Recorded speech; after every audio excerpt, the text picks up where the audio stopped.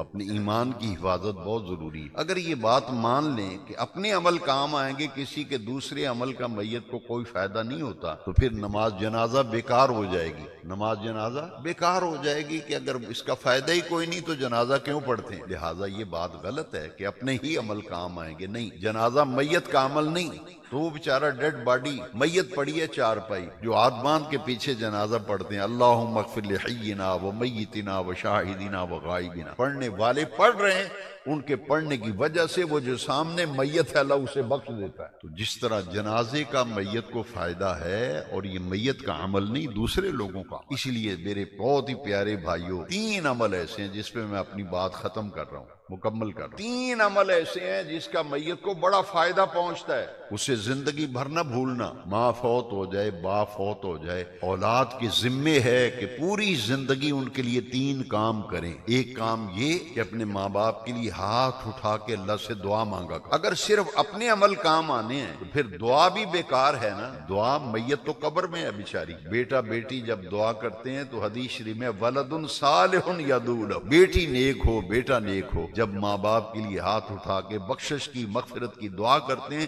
ان کی دعا کی وجہ سے اللہ تعالیٰ میت کی مغفرت فرما دیتے ہیں۔